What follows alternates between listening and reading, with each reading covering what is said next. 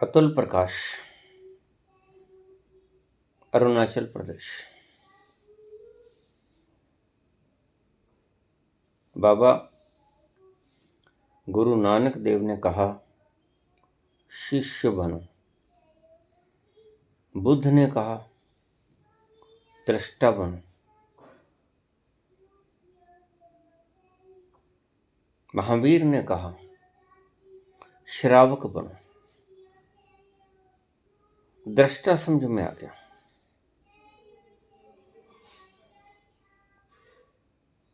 शिष्य समझ में आ गया,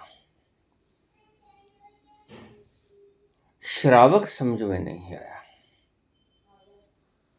कृपया महावीर के इस शब्द को, श्रावक को, गहरे रहस्यात्मक तलों पर जाकर खोलने की कृपा करें।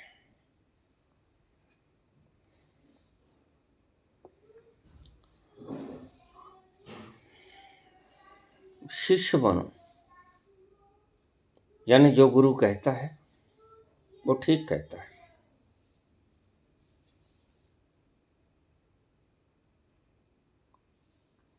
गुरु गूंगे गुरु बांवरे, गुरु करे उदास।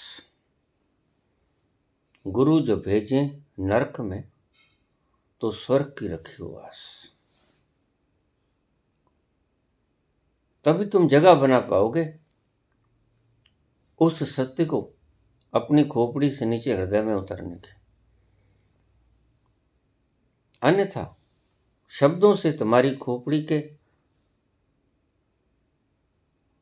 पुराने ख्यालात जो तुमने जोड़ लिए हैं, पुरानी धारणाएं, माननाएं, भ्रांतियां, सब झगड़ा करेंगे। इसलिए मान लेना,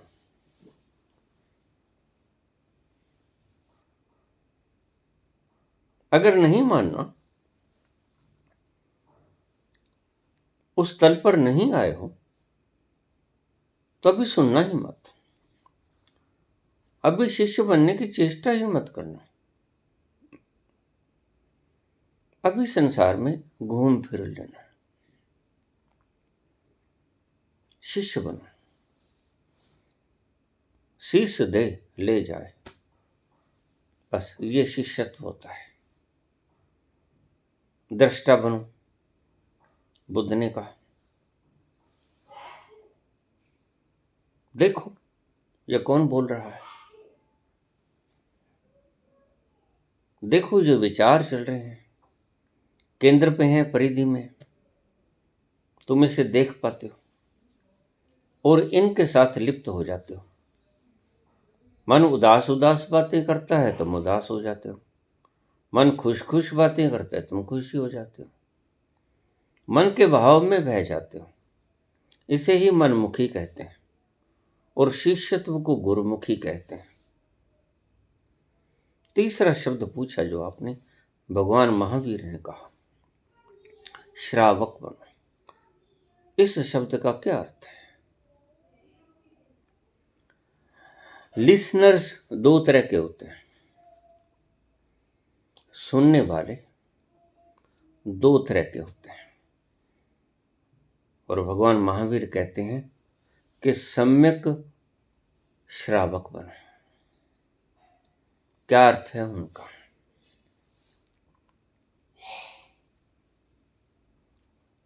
दो तरह के लिसनर्स होते हैं। अब ध्यान से सुनना इस बात को, ये आपके प्रश्न का जवाब है। एक लिसनर वो, मैं फिर कहता हूं ध्यान से सुनना इस बात को, जो मैं क्या बोल रहा हूं वो सुनते हैं। एक लिसनर वो जो मैं क्या बोल रहा हूं ये सुनते हैं, और दूसरे लिसनर वो मैं कहां से बोल रहा हूं ये सुनते हैं। मैं क्या बोल रहा हूं जो लोग ये सुनते हैं वो सम्यक श्रवण नहीं करते, और जो लोग मैं कहां से बोल रहा हूं उसको सुन लेते हैं। मैं क्या बोल रहा हूं इसका तो आप अर्थ आसानी से लगा लोगे, और सभी व्याख्याकारों ने सभी संत पुरुषों को व्याख्यायित इसी ढंग से किया कि वो क्या बोले। दूसरे लिसनर जो महावीर ने कहा, महावीर कहते हैं कि मैं कहां से बोल रहा हूं आपने ये सुनना है।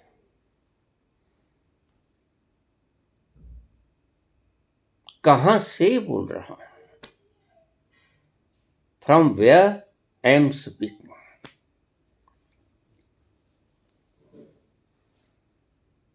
और दूसरे समझते हैं व्हाट आई एम स्पीकिंग।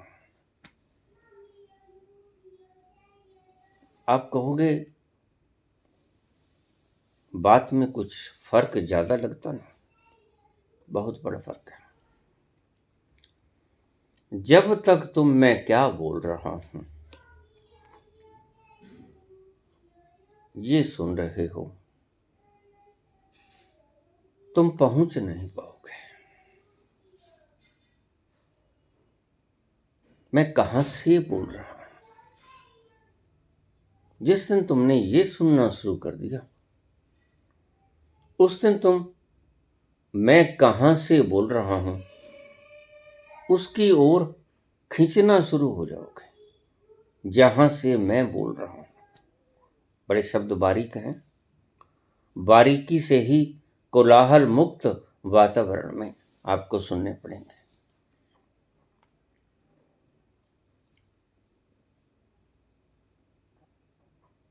क्या बोल रहा हूं जो ये सुनता है वह अज्ञानी ही रह जाएगा। मैं कहां से बोल रहा हूं, जिस दिन किसी ने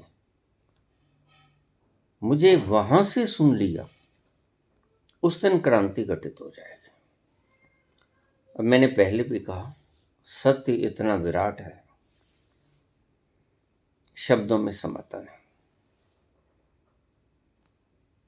शब्द बड़े थोथे, शब्द बड़े तुच्छ हैं। गागर में सागर समाता नहीं।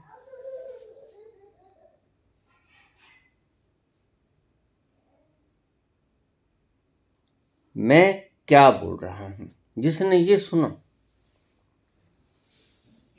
वह कोई ना कोई टिप्पणी करेगा, कमेंट करेगा। और अक्सर आपने देखे होंगे, मैंने जब चैनल शुरू किया तो मैंने अपने चैनल कंट्रोलर से कहा कि कमेंट्स को टर्न ऑफ कर देना। क्यों बाबा, इसकी जरूरत नहीं, आवश्यकता नहीं। क्यों बाबा, बस आवश्यकता नहीं। मैंने अपना अनुभव बताना है, उनके ऊपर किसी के क्या विचार हैं यह नहीं जानना है। ऐसा ही मुझे हुक्म हुआ है। उस पर आपके क्या विचार हैं वो मैंने नहीं जानना है। आपने अक्सर ही चैनल देखे होंगे, और अगर किसी चैनल के पीछे वक्ता ये कहता नजर आए कि आपको ये वीडियो कैसी लगी, नीचे कमेंट बॉक्स में अवश्य अपनी राय दीजिएगा। समझ लेना, he is not very confident to his words and experience। वह अपने शब्द और अनुभवों से पूरा संतुष्ट नहीं, यानी कि वो जानता नहीं जो वो बोले है।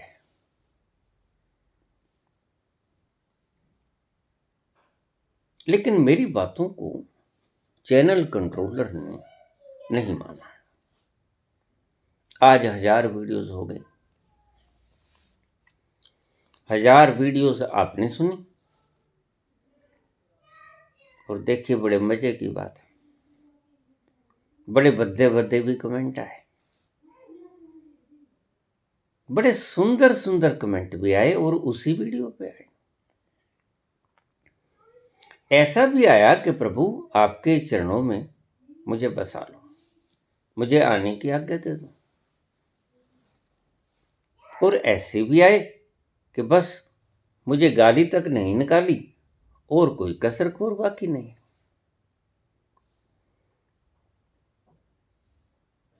कमेंट्स की आवश्यकता क्या है? You are not confident about you. तुम तुम्हारे बारे में खुद ही आश्वस्त नहीं हो, तो दूसरे को कैसे आश्वस्त कर पाओगे? तो मैंने मेरे चैनल कंट्रोलर से ये कहा कि कमेंट्स आर नॉट रिक्वायर्ड। इनके ऊपर किसी तरह की कोई प्रतिक्रिया न आए। किसी को अच्छा लगा, बहुत अच्छा लगा, पांव में लिट गया और परमात्मा तक का खिताब दे दिया, और किसी को इतना बुरा लगा कि शैतान का बाप लगा।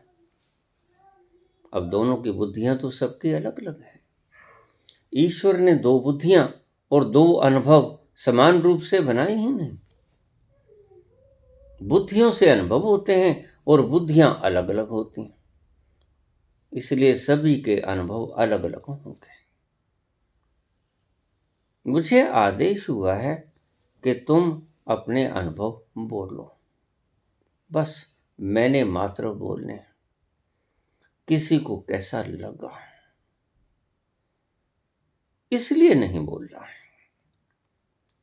अगर अच्छी लगे तो लाइक भी कर देना, कमेंट्स भी कर देना और शेयर भी कर देना। और अगर आपने अभी तक चैनल को सब्सक्राइब नहीं किया तो सब्सक्राइब भी कर देना।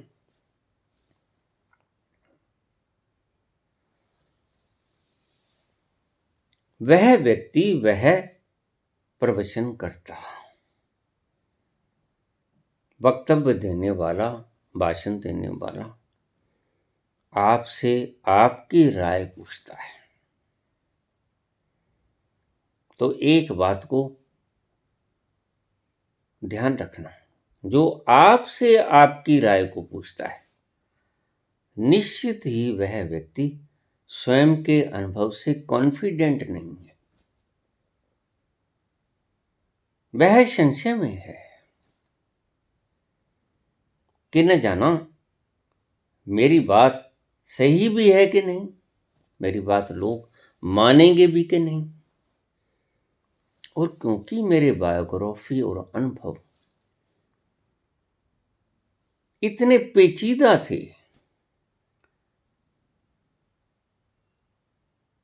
इतने अविश्वसनीय थे, मुझे पता था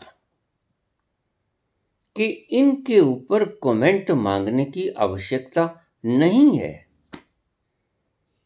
मैंने सिर्फ बताना है, मैंने ऐसा देखा, बस।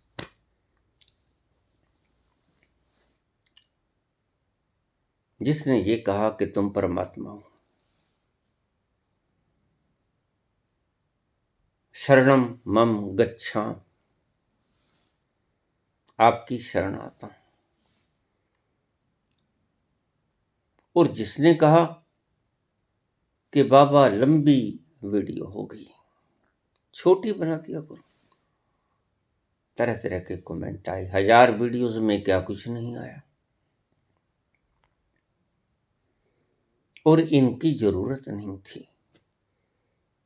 मैं बहुत पहले से मेरे चैनल कंट्रोल को बोल रहा था कि कमेंट्स को टर्न ऑफ कर दो, क्योंकि इनकी कोई आवश्यकता ही नहीं है। मैं बात मात्र बोलूंगा और उनके लिए बोलूंगा जिनको इसकी आवश्यकता है,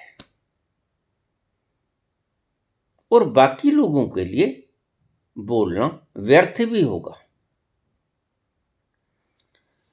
इसे ऐसा समझो कि आप बाजार में गए, आपके 2-3 बच्चे हैं, बाजार से वापस आए, एक बच्चा 18 वर्ष की उम्र से ऊपर का है। वह कहेगा पापा मेरे लिए मोटरसाइकिल लेके आए।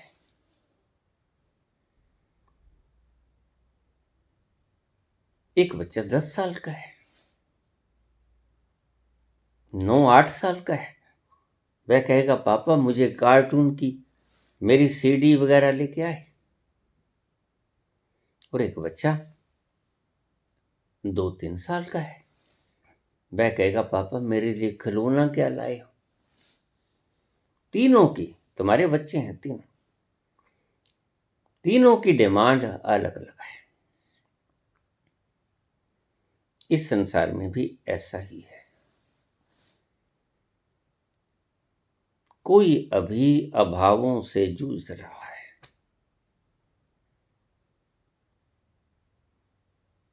उसको धन चाहिए,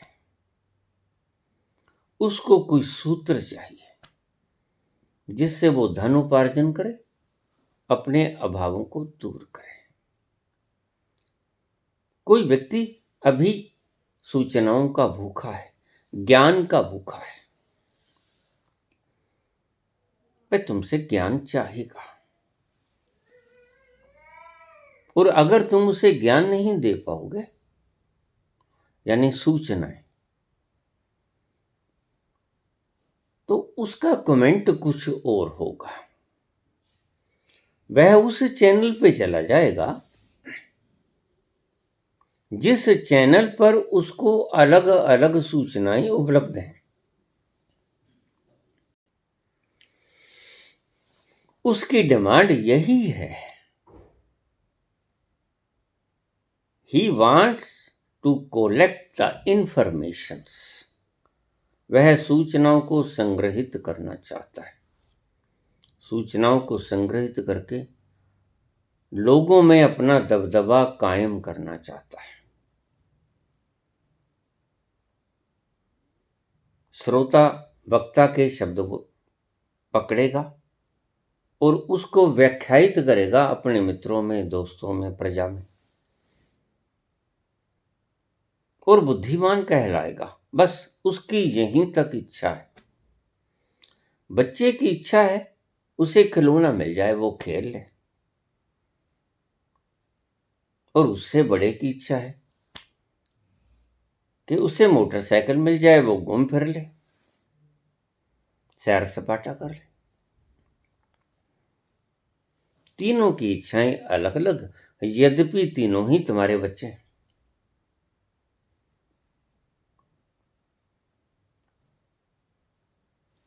तो कमेंट्स को टर्न ऑफ कर देना, इसकी आवश्यकता भी नहीं। लेकिन ऐसा हुआ नहीं। उनकी अपनी अवधारणा थी, उनके हिसाब से ठीक थी। मैं क्योंकि ये गलियां घूम फिर चुका था, मैं जानता था जब तक सत्य नहीं मिलता तर्क बना ही रहता है। जब तक सत्य को आदमी अपने नग्न आंखों से देख नहीं लेता, तर्क सोया रहे या फुंकार मारने लगे, सांप की तरह बना रहता है, जीवित रहता है। अविश्वास कायम रहता है, चाहे तुम मंदिरों में कितना ही माथा टेको।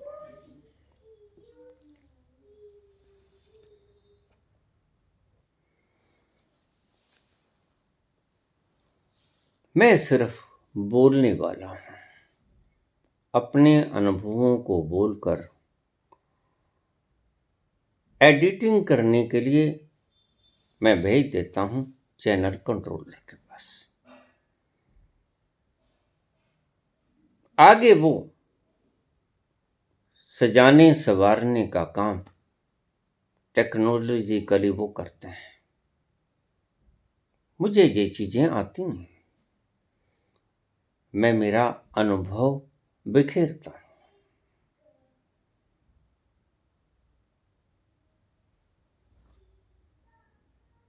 क्योंकि अगर कमेंट्स आएंगे और निश्चित ही वो पूर्ण अनुभव से नहीं आएंगे। जो जानता है वह तो चुप रहेगा।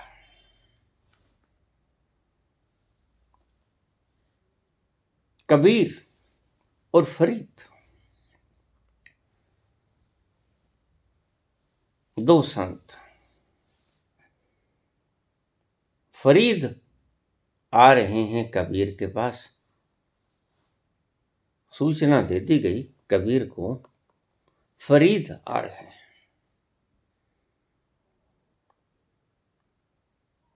तो फरीद के शिष्यों ने बड़ी खुशी मनाई। कबीर का नाम सुना था, विलक्षण संत है।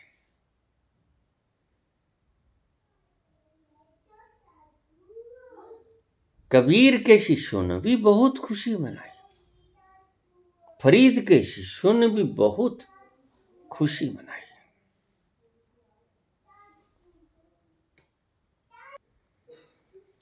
खूब गुजरेगी मिल बैठेंगे दीवाने दो, खूब गुजरेगी मिल बैठेंगे दीवाने दो। क्या बात है, स्वर्ग लहरा जाएगा, सारी कायनात ठहर जाएगी, अंबर अमृत बिखेरने लगेगा, बरसने लगेगा ऊपर गगन मंडल से। खूब गुजरेगी मिल बैठेंगे दीवाने दो, दोनों दीवाने, इधर फरीद उधर कबीर। फरीद आए कबीर के पास, दुआ सलाम की, बैठ गए, जलपान हुआ। दोनों के शिष्य उत्सुक निगाहों से कान खोले हुए सुन रहे हैं। कुछ फुसफुसाहट हो, दोनों में कोई बातचीत हो, और सारा दिन बीत गया। एक दूसरे की तरफ देखते और मुस्कुराते थे। खूब गुजरेगी मिल बैठेंगे दीवाने दो, वो भी जानता है, वो भी जानता है, और भली भांति जानते हैं। दो शास्त्रज्ञ बैठेंगे तो मुर्गों की तरह चोंच बढ़ाएंगे। ज्ञानी से ज्ञानी मिले, करे ज्ञान की बात, मूर्ख से मूर्ख मिले, दे घूंसा दे लात। लेकिन यहां तो परम ज्ञान का मिलन हो रहा था। अपूर्व घटा छाई थी, दोनों तरफ मदहोशी का आलम था, और शिष्य देख रहे थे उनके शब्दों की तरफ। ज्ञान बघारेंगे फरीद और ज्ञान बघारेंगे कबीर, अपने अपने निराले अंदाज में। खूब मस्ती बिखरेगी, जाम खुलेंगे, भरेंगे और पिएंगे खूब भर भर के प्याले। आज अमृत बरसेगा, खूब गुजरेगी मिल बैठेंगे दीवाने दो।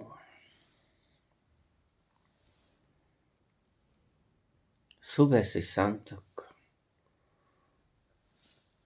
एक दूसरे की तरफ कभी कभी देख लेते, हंस पड़ते, बस एक शब्द भी आदान प्रदान न हुआ। रात भर सोए, शिष्य भी सो गए, थोड़ा ना उम्मीद हुए, थक गए होंगे, सुबह बात करेंगे। दोनों तरफ के शिष्य सो गए। सुबह उठे, फरीद ने विदा मांगी कबीर से। कबीर मुस्कुराए, गले मिले, फरीद चल दिए।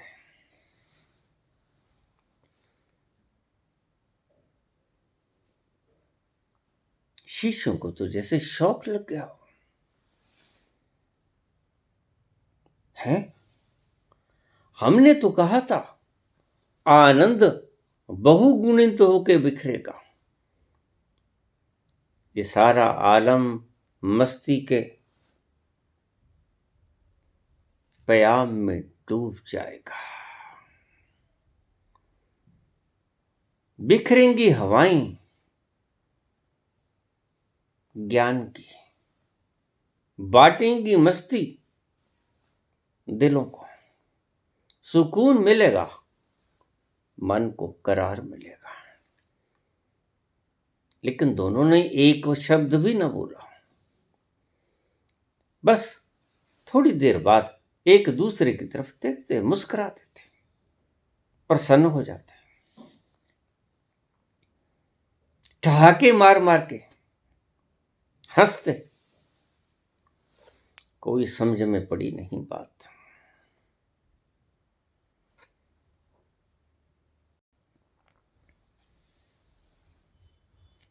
चले विदा लेके फरीद। शिष्यों ने पूछा, बड़ी उम्मीद लेकर आए थे आपके साथ, न तो आप बोले, ना आपने ब्रह्मचर्चा की। नहीं, कबीर ने ब्रह्मचर्चा की, इतने बड़े ज्ञानी। कहते हैं अमृत बरस रहा है, शिशो नाचो।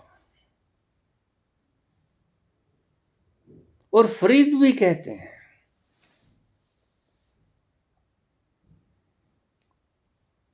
जे तिन मारन मुकिया तिना न मारे घुम, अपनड़े घर जाइए पैर तिना दे चुम।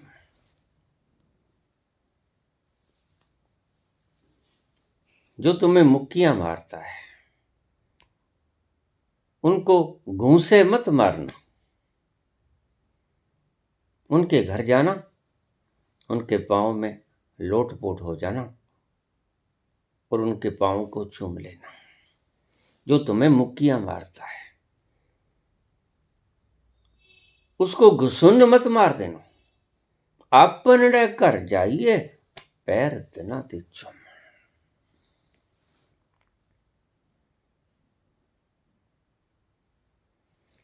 दोनों में से कोई भी नहीं बोला। हद हो गई। और हमने तो बड़ी कल्पनाएं जचाई थी कि आज स्वर्ग उतरेगा, जन्नत से नीचे आ जाएगा धरती पे,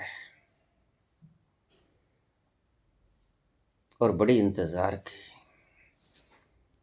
लेकिन इंतजार के लम्हे इंतजार में ही बीत गए। न वो बोले न वो बोले। ये क्या हुआ? खुशी से खुशी मिलती है, बहुगुणित हो जाती है, द्विगुणित हो जाती है, लेकिन यहां तो चुप्पी हो गई। और ये लोग जानते नहीं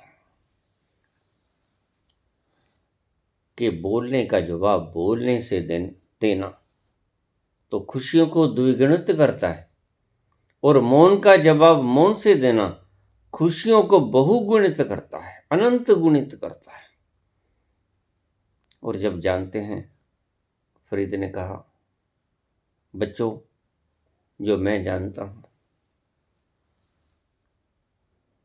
वही कबीर भी जानते हैं, बिल्कुल वही कबीर भी जानते हैं। चर्चा का ही की, बस उस आनंद का रस उन्होंने भी पी लिया, मैंने भी पी लिया। एक दूसरों की तरफ देखे, मुस्कुराए और ठहाके लगा के हंसे। यही तो पाया, और भी कुछ पाना होता है।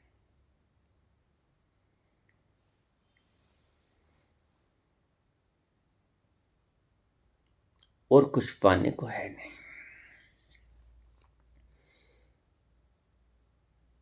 रामकृष्ण के शिष्य नरेंद्र नाथ स्वामी विवेकानंद, बाद में उनका नाम रखा गया। पिताजी का स्वर्गवास हो गया था। बड़े होने के नाते परिवार का सारा बोझा अकेले में विवेकानंद के सिर पे आ गया था। विपन्नता थी, गरीबी थी। रामकृष्ण परमहंस से कहते, गुरुदेव आज मैं घर गया,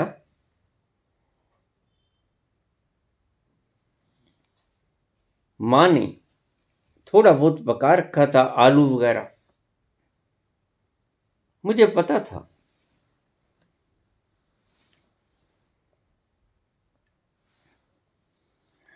कि मां ने जो बनाया खुद नहीं खाया होगा, नरेंद्र के लिए रख दिया होगा। तो माता कहने लगी, बेटा आलू पड़े थे, मैंने बना लिए, ये खा लो, पेट भर लो जितना भी। तो विवेकानंद झूठ बोल देते हैं, माता मैं तो एक मित्र के यहां पार्टी थी, वहां खा के आया, तुम खा लो। तुमने खा लिया क्या? हाँ तुम खा लो, कोई बात नहीं, मैं तो खा के आया, मेरा पेट बिल्कुल भरा हुआ है। भुवनेश्वरी देवी उनकी माता का नाम था।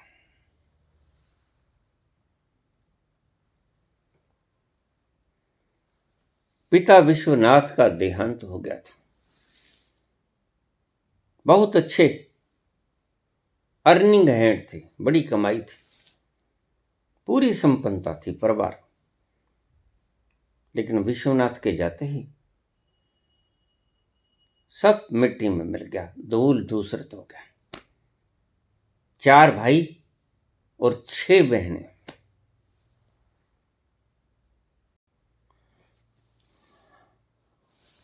10 बच्चे, 4 भाई 6 बहन, एक माता, परिवार का इतना बोझ था। धीरे धीरे संपन्नता घटती गई और एक स्थिति ऐसी आ गई कि विपन्नता आ गई, गरीबी आ गई। विवेकानंद जाते थे रामकृष्ण परमहंस के पास, अक्सर ही कहते, गुरुदेव घर में विपन्नता है, गरीबी है, पिता की मृत्यु के बाद आर्थिक तंगी, बेहाल है, कोई कमाई का साधन नहीं।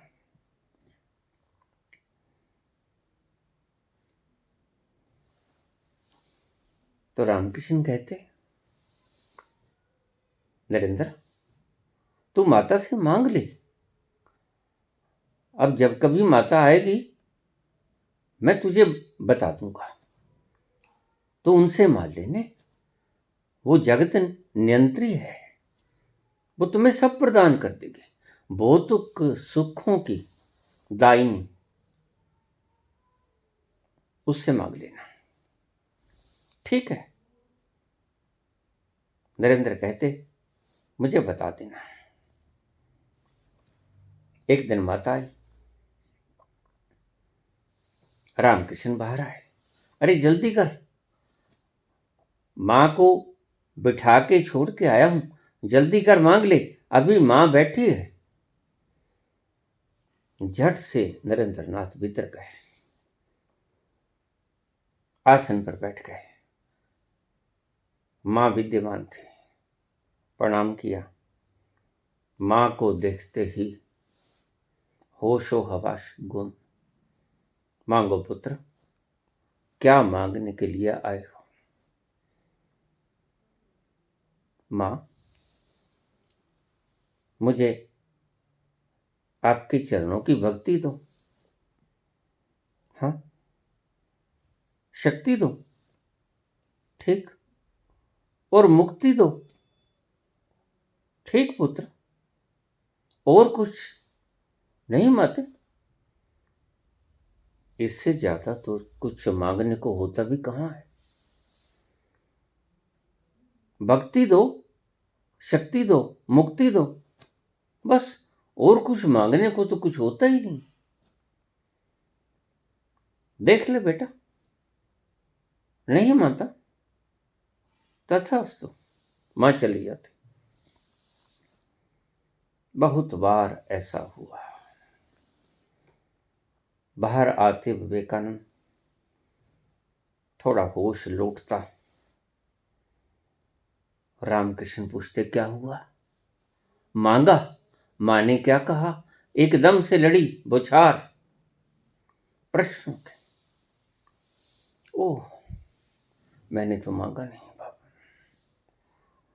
गुरुजी, मैं तो खो गया वहां जाकर मांग कहां रहती है? वो स्थान ही ऐसा है जहां मांग खो जाए।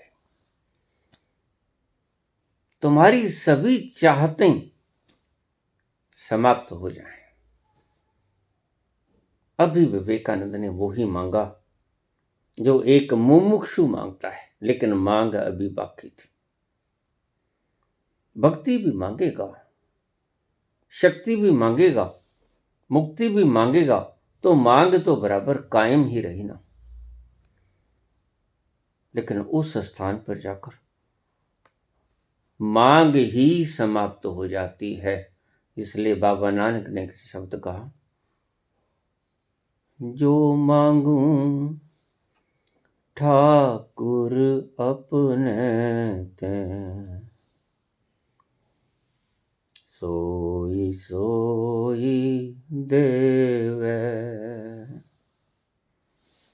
जो मांगू ठाकुर अपने ते, सोई सोई देवे। लेकिन मांग उठती कब है वहां जाके? मांग ही नहीं उठती, क्योंकि वहां तक पहुंचते पहुंचते तुम्हारी आत्मा इतनी तृप्त हो जाती है कि मांग उठाने वाला नहीं रहता। मांग उठाने वाला ही तिरोहित हो जाता है। मांगेगा कौन? क्या मांगेगा? मांग ही समाप्त हो गए।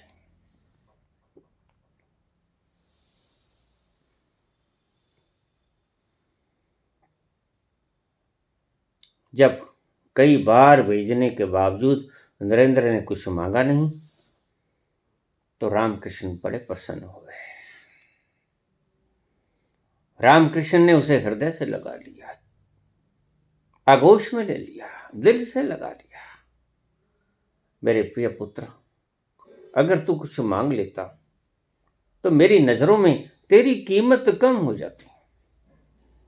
ये बार बार मैंने तुझे परखा, लेकिन तूने कुछ नहीं मांगा। गुरु, वहां जाकर मांग बचती ही कहां है? मां सामने बैठी हो तो संसार दिखता ही नहीं। गुरु जी,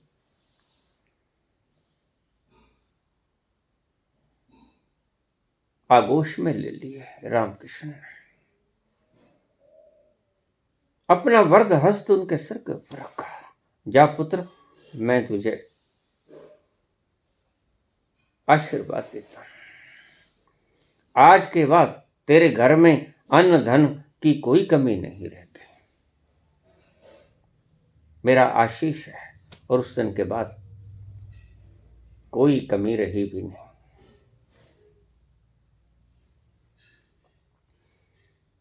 कमजोरी इतनी आ गई थी कि उनकी एक बहन ने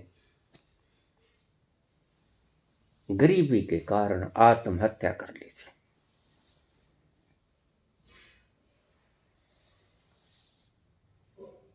तुम्हें पता नहीं संत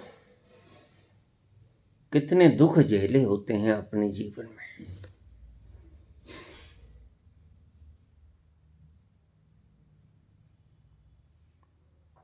कितनी पीड़ा से गुजरे होते हैं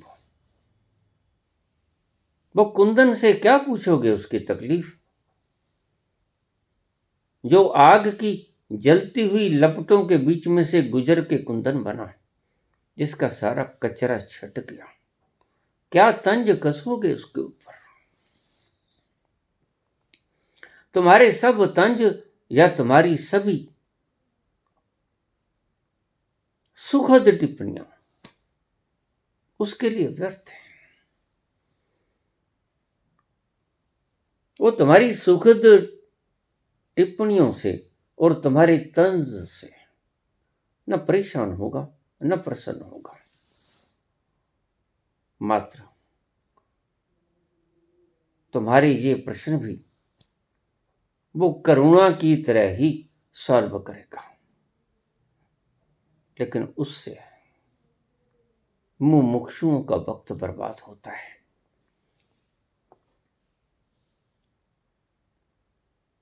ऐसे तंज कसने वाले लोग खुद का भी भला नहीं करते और दूसरों का चैन सुरूर पाने का वक्त भी छीन लिया करते हैं, जो बड़ा कीमती होता है मुमुक्षुओं के लिए। सुनने के दो तल हैं। एक वह तल है जो मैं बोल रहा हूं उसे पकड़ लो। उसके बारे में महावीर कहते हैं, यह सम्यक श्रवण नहीं है पुत्र।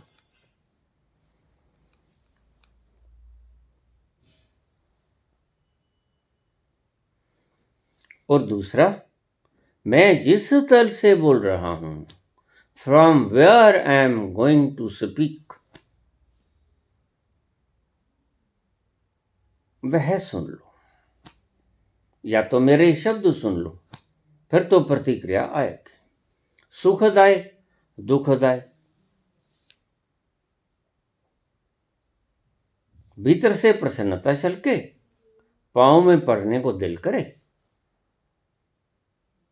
या दंडित करने को दिल करे, लेकिन प्रतिक्रिया, पांव में पड़ने का दिल किया तो भी प्रतिक्रिया, दंडित करने का दिल किया तो भी प्रतिक्रिया। रिएक्शन लेस तुम नहीं हुए, दोनों में से कोई भी। तो मैंने बहुत सोच समझ के ही ये बात कही थी कि कमेंट्स बंद कर दो, इनकी आवश्यकता नहीं है। मैं कोई भाषण करता थोड़े हूं, मैं सिर्फ अपने अनुभव को आपको बताना चाहता हूं। मैंने क्या देखा मैं बखूबी जानता हूं। किसी वक्त मैं तार्किक भी था इसी जीवन में, और परमात्मा से मेरा कोई संबंध न था। वो है नहीं है विचार करने का भी कोई प्रयोजन न था। और कोई वक्त ऐसा आया जब वो ही रह गया, और इसके बीच की यात्रा, सारी यात्रा अलग अलग पड़ावों से होके गुजरी। इन सब गलियों को मैं खेल चुका, इस सारी माटी को मैं छान चुका। कौन सी गली है जो मेरे से गूंजी रह गई हो, वांझी रह गई हो? मैं सब गलियों में घूम फिर के आया, सभी जगह की लोकेशन मुझे पता है। यहां ये है, यहां राजमार्ग है, ऊबड़ खाबड़ सड़कें हैं, कंटकीला मार्ग है, कंच बिखरे पड़े हैं, हरियाली से भरा भरा वृक्षों का समूह है, वन है, जंगल हैं, हिंसक प्राणी हैं, उपकारी लोग हैं, गालियां देने वाले हैं। सभी कुछ पता है, मुझसे कुछ छिपा नहीं, क्योंकि इन्हीं गलियों में से मैं गुजर के आया। इसलिए आप कहीं से भी सवाल पूछ लो, मैंने इन सब गलियों को टटोला है और बहुत बार तुम्हारे प्रश्नों को नजरअंदाज इसलिए करना पड़ता है कि ये काम के हैं। उन कांटों के बारे में भी क्या पूछना, उन बिखरे हुए कंच के टुकड़ों के भी बारे में क्या पूछना, जब जिक्र उस परवरदिगार का हो रहा हो। तो भला कौन, जब फूलों का जिक्र हो रहा हो तो कांटों को याद भी कौन करना चाहेगा।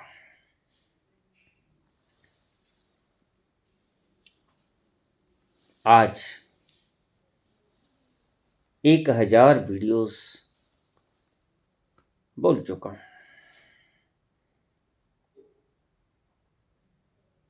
और उसके बाद मैं ये चाहता हूं कि या तो बोलना शुरू रखा जाए, मात्र बोलना, और कमेंट्स को टर्न ऑफ कर दिया जाए, और या बोलना ही बंद कर दिया जाए। दोनों में से एक बात। लेकिन अभी मैं जानता हूं, अभी आश्रम तैयार नहीं हुआ, आप मेरे सन्मुख नहीं आ पाओगे। इसलिए कभी कभी शब्दों से मन बहला लिया करोगे। अभी तो यही आपके लिए मंत्र है। जब कभी उदास हो, मेरी वीडियोस को छांट के रख लेना जो आपके मन को छू गई हैं, और ध्यान रखना प्रत्येक वीडियो सभी के मन को नहीं छुएगी। किसी को कोई वीडियो छुएगी, किसी को कोई वीडियो छुएगी, क्योंकि सबके तल अलग अलग है। बच्चा खिलौने की, उससे बड़ा कार्टून की, उससे बड़ा मोटरसाइकिल की। अलग अलग आपकी इच्छाएं हैं। जो वीडियो आपके भीतर उतर कर आपको शांति और सुख की अनुभूति, सुखद अनुभूति करवा गई, उनको छांट के रख लेना, उनको बार बार सुनना। गम के माहौल में खुशी को बहुगणित करने के लिए उन्हें फिर से सुन लेना। मुझे अक्सर कमेंट आते रहते हैं, बाबा ये वीडियो बड़ी प्यारी लगी, और उसी वीडियो के ऊपर कमेंट होते हैं, बाबा क्या बकवास। दोनों के अंदाज अपने अपने। एक व्यक्ति उस वीडियो को 100 बार सुन चुका है, और एक व्यक्ति उसको सुनकर आधे बीच में छोड़ चुका है। अपनी अपनी चॉइस है। तो इसलिए मैं मेरे चैनल कंट्रोलर से ये फिर प्रार्थना करूंगा कि कृपा करके मुझे बोलने ही ना दीजिए। सिर्फ मैं बोलूं ही, बस अपना अनुभव सीधे सीधे बांट पाऊं। तुम्हें अच्छा लगे ग्रहण कर लो, तुम्हें अच्छा ना लगे छोड़ दो। जिसकी बातें आपके हृदय में उतर जाएं उसे ग्रहण कर लो। यहां कोई पाबंदी नहीं। मैं आपका अंतरंग प्रेमी, और अंतरंग प्रेम इसी बात में होता है कि मैं कम से कम आपकी स्वतंत्रता को छीनूं ना। तभी मैं आपसे प्रेम कर सकता हूं। अगर मैंने आपकी स्वतंत्रता छीन ली तो फिर इसका अर्थ है कि मैं आपसे प्रेम नहीं करता। अगर मैं किसी वक्त ये भी चाहता हूं, तुम्हें ब्लॉक भी कर दिया होगा, तो उसका भी कारण करुणा ही हुआ होगा कि यह व्यक्ति मेरे अनुभवों से तो नहीं बदल पाया, क्रांति घटित नहीं हुई, ट्रांसफॉर्मेशन डिडंट हैपन, किसी और गुरु के पास चला जाए। ऐसी भीतर से उठती है आपके प्रति कामना, ऐसी करुणा का भाव। उस करुणा के भाव में मैं आपको ब्लॉक और हाइड भी कर देता हूं। अन्यथा ना काहू से दोस्ती ना काहू से बैर। हूं तो मैं यही उस अवस्था में जाकर, जब मैं अपने में ठहर जाता हूं, स्थिति प्रज्ञ हो जाता हूं, श्रावक दृष्टा कैवल्य उसमें ठहर जाता हूं, तो ऐसी ही स्थिति होती है। कोई दोस्त नहीं होता, कोई दुश्मन नहीं होगा। क्यों? क्योंकि कोई दूसरा नहीं होता। वहां सिर्फ मैं ही मैं होता हूं, या कह लो कि तू ही तू होता है। जिधर देखता हूं उधर तू ही तू है। हर जर्रे में तू ही तो रूबरू है।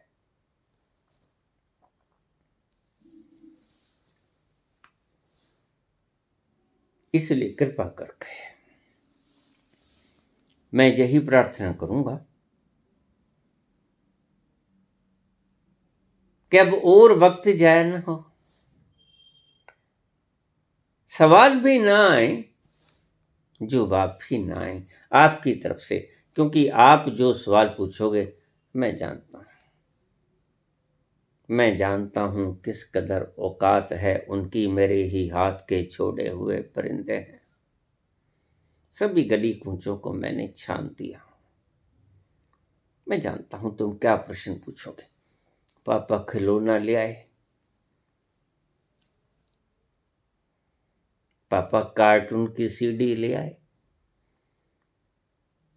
पापा मोटरसाइकिल ले आए। बस यही आपके लिए गहना है, कुल मात्रा।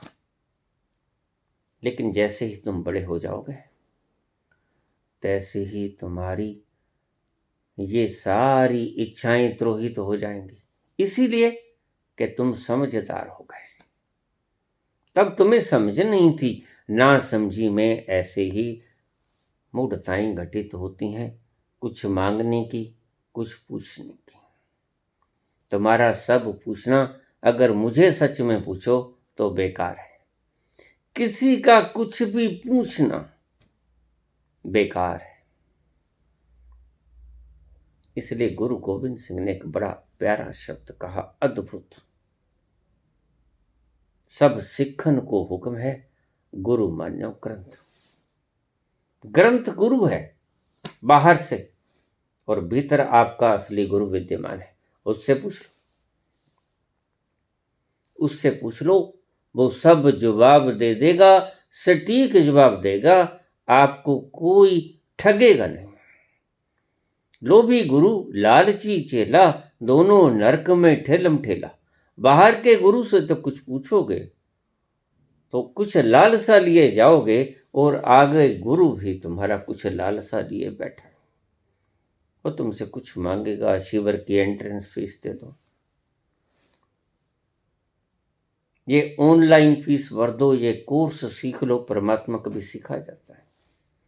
परमात्मा हुआ जाता है। कोई परमात्मा आपको सिखा नहीं सकता।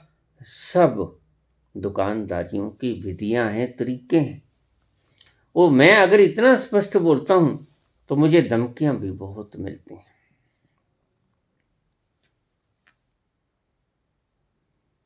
लेकिन मैं जानता हूं मैंने बोलना है, मुझे आदेश है, तो मैं बोलता रहा।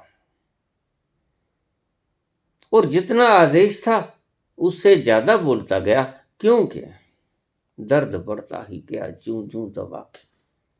मैं जैसे जैसे बोलता गया, आपका रस भी बढ़ता गया। कुछ मुमुक्षों के प्रश्न भी गहरे होते गए, और मेरे जवाब भी गहरे होते चले गए।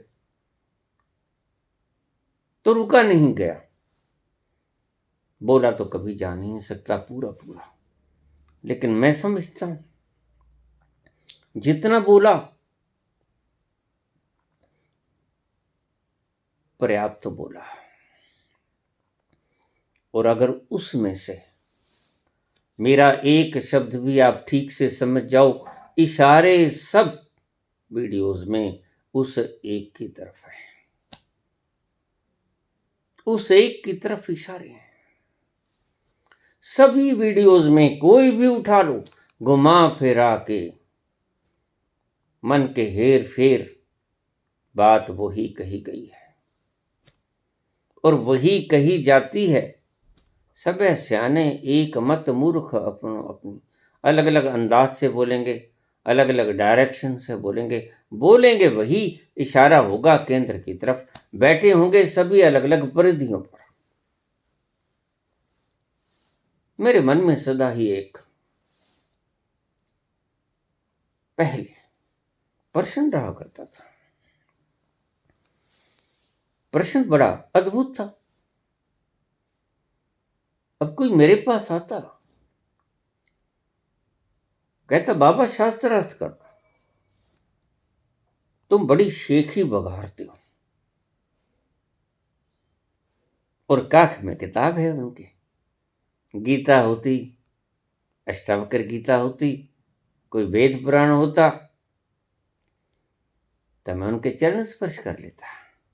बैठ जाइए, जलपान कीजिए, लेकिन ये तो मैं ना कर पाऊंगा।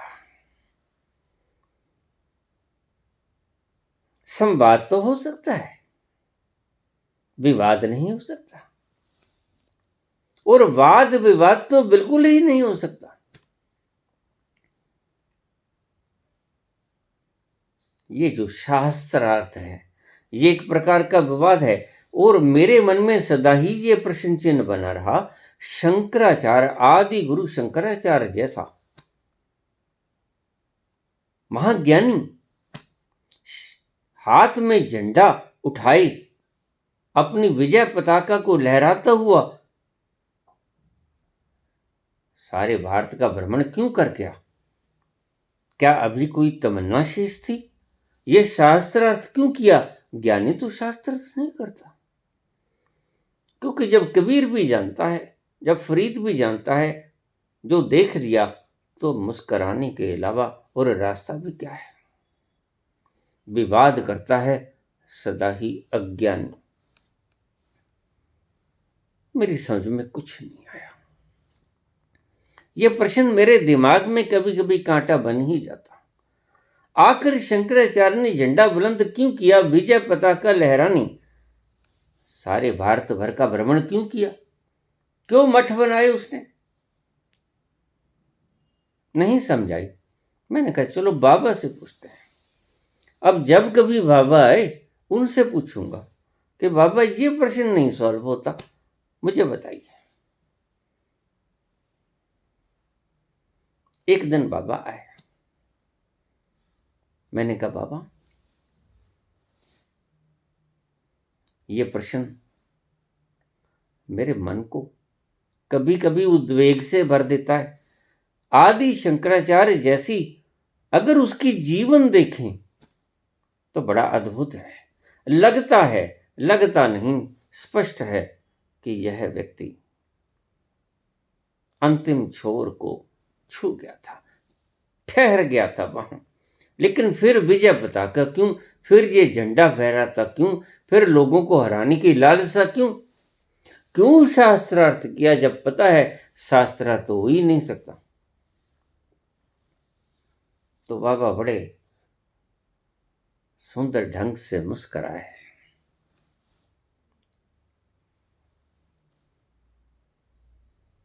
मैंने कहा ये वाद विवाद क्यों किया, जबकि संत वाद विवाद करता ही नहीं, संत शास्त्रार्थ करता ही नहीं। ज्ञानी और ज्ञानी के भीतर क्यों मुंडन मिश्र और गार्गी से विवाद किया, और क्यों उनको अपना शरीर छोड़कर शिष्यों के हवाले और राजा के शरीर में प्रवेश करके अंतरंग क्षणों की अनुभूति प्राप्त करनी पड़ी? कारण क्या था बाबा? मुझे यह विचलित कर रहा है प्रश्न। तो बाबा बड़े सहज अंदाज से बोले,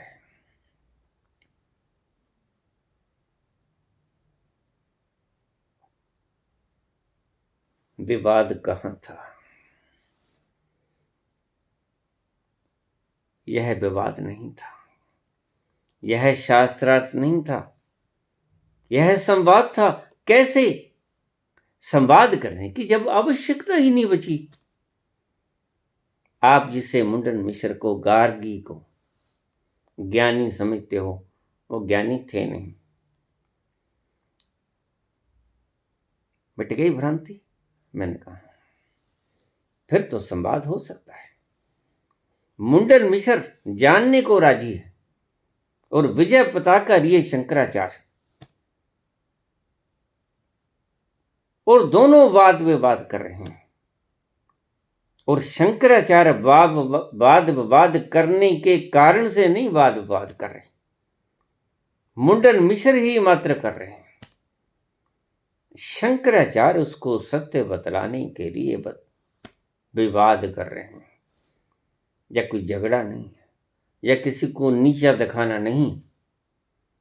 यह तो मात्र उनकी करुणा बखेरना है। यह जानता नहीं, अज्ञानी है, मुमुक्षु है। गार्गी जैसी विदुषी औरत कहां मिलेगी? याज्ञवल्क्य ऋषि के साथ जब गार्गी का शास्त्रार्थ हुआ तो पढ़ने योग्य है। प्रसंग कभी वक्त हुआ तो बताऊंगा। तो बाबा कहने लगे यह संवाद ही था, क्योंकि मुंडन मिश्र और गार्गी ये दोनों उस तल के करीब तो थे, लेकिन उस तल को छुए न थे। बहुत यात्रा तय कर ली थी, लेकिन उस तल में प्रतिष्ठित अधिष्ठित नहीं हुए थे, स्थिति प्रज्ञ नहीं हुए थे, जबकि शंकराचार्य स्थिति प्रज्ञ थे। बस इस करुणा के कारण कि यह मुमुक्षु है, बस एक चोट दे दी कि पहुंच जाएगा, इसलिए करुणावश सारे संसार का भ्रमण किया, भारतवर्ष का। जहां जहां भी ऐसी आंख दिखाई पड़ी जो कि बिल्कुल किनारे पे खड़े हैं और सिर्फ एक पुश की जरूरत है इन्हें,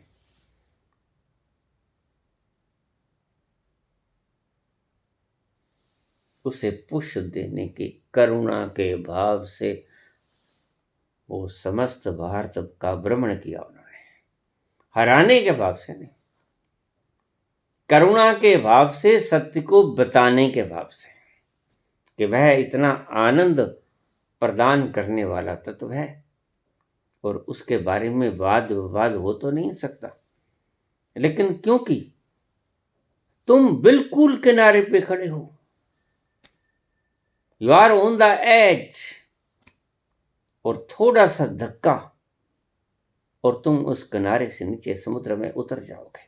अथाह आनंद का रस, उस खुमारी को, उस मस्ती के सागर को पीने में समर्थ हो जाओगे। कहाँ अटके बैठे हो मैं जानता हूं, और वहां बहुत लोग अटके बैठे हैं। इसलिए संतों की आज आवश्यकता है। बहुत से लोग इस कगार पे बैठे हैं कि उन्हें बस पुश देने वाला चाहिए, यहां कर्ज चाहिए जहां गुरु की आवश्यकता होती है, यहां गुरु की जरूरत है। और इसलिए ही मैं निकला हूं समस्त भारत भ्रमण किया। जहां जहां कोई आंख देखूंगा, जहां जहां कोई दिल देखूंगा, मुमुक्षु पिपासु, वहां उसको धक्का दे दूंगा और वह गहरे समुद्र में उतर जाएगा, उस आनंद के समुद्र में कलोल करने लगेगा। इसी बात को लेकर करुणावश मैं भारत भ्रमण पे निकला और शंकराचार्य की इस गुत्थी को जब बाबा ने सुलझाया तो तृप्त हुआ। जब फंसी हुई थी गुत्थी तो समझाया कि बिल्कुल ठीक, सही काम किया शंकराचार्य ने। जहां जहां बैठे हैं, और बहुत जगह बैठे हैं ऐसे लोग, मुझे आज भी कमेंट्स की जगह ऐसे प्रश्न आते हैं, बाबा कोई ऐसा स्थान बता दो जहां कोई पुश करने वाला मिल जाए, कोई मज़ार। आप कहते हो कि ऐसे व्यक्ति जो दफन कर दिए जाते थे, जो एनलाइटेंड होते थे, कि उनकी तरंगें बिखरती रहें और आप पीते रहो। मुमुक्षु उनको पी पी के अपने अंतस को छू ले, कोई जगह बता दो, लेकिन क्या बताऊं।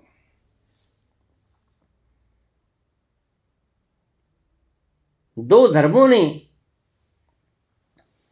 अपने मृत व्यक्तियों को दफन करना शुरू कर दिया है। कहां से ढूंढेंगे। सनातन की परंपरा बड़ी अजीब थी, बड़ी सुंदर थी, लेकिन जब से दो धर्मों ने दफन करना शुरू किया 2000 साल पहले, तब से ये सारी परंपरा गड़बड़ हो गई। समाधियां, कब्रें सब बेकार हो गई। समाधि स्थल पता ही नहीं चलता किसमें कौन दफन है, ये संत है या साधारण व्यक्ति है। ये पहचान खो गई, इसलिए कुछ नहीं बता पाता हूं। बस इतना ही कह देता हूं कि मेरे वचनों को ही सुन लेना। ये उस तल से ही छूकर आ रहे हैं।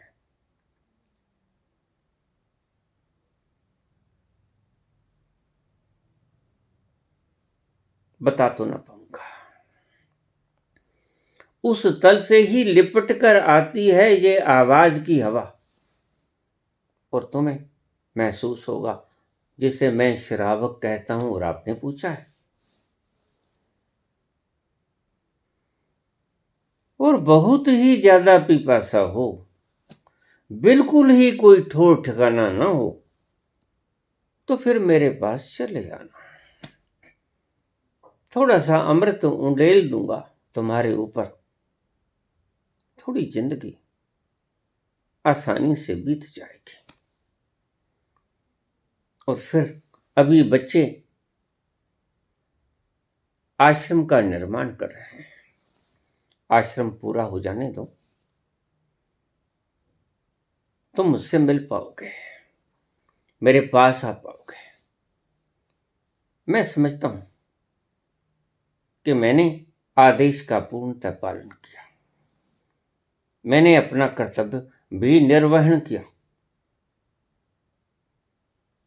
और मैं जितना बोलना था पर्याप्त है। बोलूंगा जैसे ही मस्त हवाओं से टकराऊंगा, वैसे ही भीतर से कामना उठेगी और बोलूंगा, लेकिन आपके प्रश्नों पे नहीं बोलूंगा। अब सिर्फ मैं बोलूंगा, जितना भी बोल न चाहूंगा उतना बोलूंगा, लेकिन आपके प्रश्नों पे नहीं बोलूंगा, क्योंकि आपके प्रश्नों पे तो 1000 वीडियोस में बोल चुका।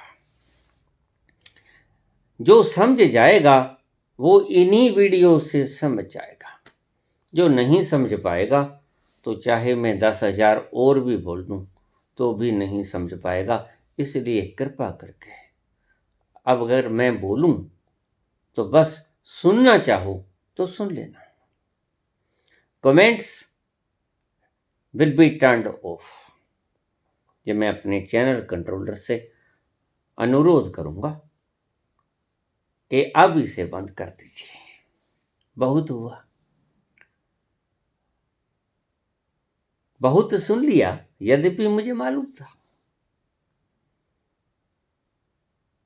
और जो व्यक्ति आपसे कमेंट मांगता है, मैं आपसे समझा भी दूं आपको, उसको ज्ञानी समझ मत लेना। मेरी इन 1000 वीडियोस में आपको किसी भी वीडियो में ये शब्द नहीं मिलेगा कि इसके ऊपर आपकी क्या राय है। राय अगर मैंने मांग ली, और राय जिसने भी मांग ली, समझना कि उसका ज्ञान ज्ञान नहीं है, अज्ञान ही है। जो इतना कॉन्फिडेंट होगा, जो संशय से रहित होगा, वह मात्र बोलेगा, और उसको आपके रिएक्शन का किसी तरह का कोई अपेक्षा नहीं होगी। आप क्या चाहते हो, मैंने क्या बोला, आपको अच्छी लगी वीडियो, नहीं लगी आप शेयर करो या ना करो, 1-2 वीडियोस को छोड़ के शायद। मैंने किसी वीडियो के लिए इन 1000 में से आपको नहीं कहा होगा। एक अनहद नाद पे या कोई एक आध वीडियो और होगी जो मैंने इस स्पेशल कहा, क्योंकि अनहद नाद के ऊपर अब तक किसी संत ने इतना लंबा प्रवचन नहीं दिया था, इतने विस्तार से। इसलिए मैंने आवश्यक समझा कि बहुत लोग इस आवाज को टिनिटस की बीमारी समझ के छोड़ देते हैं, जबकि ये तो परमात्मा की एक पुकार है, आ जाओ। इसलिए उस वीडियो को मैंने बार बार शेयर करने के लिए कहा। बहुत से लोगों को ये शुरू भी हो चुका है और वो इसी बीमारी से ग्रस्त दवाओं का इस्तेमाल कर रहे हैं, इसे बीमारी समझ के। इसलिए मैंने विशेषतः कहा कि इस वीडियो को आप अवश्य ही शेयर कर दो। मेरी गुजारिश है आपसे। मैं जानता था कि इसके ऊपर आज तक किसी संत ने खुलकर प्रवचन नहीं दिया, यद्यपि बहुत से संतों ने इसके ऊपर दोहों में बात की, इसकी चर्चा की, इसका वर्णन किया, इस नाद की खूबसूरती बयान की। लेकिन इतने गहरे से बोलने की जरूरत थी, इतने विस्तार में बोलने की आवश्यकता थी, इसलिए मैंने कुछ वीडियोस को कहा होगा, जिसको मैं समझा होगा कि ज़्यादा विस्तार से ये बताई नहीं गई, इसलिए इसे कृपा करके शेयर करो। तो आपसे अनुरोध भी है, प्रार्थना भी है। आप प्रश्न नहीं करेंगे, अब सिर्फ मुझे बोलने देंगे अगर मैं बोलना चाहूंगा। बस मैंने जितना बोलना था मैं तृप्त हूं। विजय जितना आदेश था उससे ज्यादा बोला। अब बोलूंगा, मन किया बोलूंगा। जैसे ही मस्ती से बाहर आऊंगा, जैसे ही मस्त हवाओं से बाहर आऊंगा, जैसे ही उसके आगोश से थोड़ा बाहर निकलूंगा, तो वो आनंद आप पर भी बरसाऊंगा। और उस मस्ती से निकलकर थोड़ी देर के लिए मैं भी मस्त से व्यस्त हो जाऊंगा। यह हमारी व्यस्तता ही है। जो बोलता है कोई संत, वह मस्ती से निकलता है और व्यस्तता में आता है। ऐसा मैं भी करूंगा, ताकि उस मस्ती को जो कली ने अपने भीतर इकट्ठी की, अपना मुखड़ा खोल दे और उस सुगंध को सर्व सामान्य के लिए उपलब्ध करवा दे। धन्यवाद।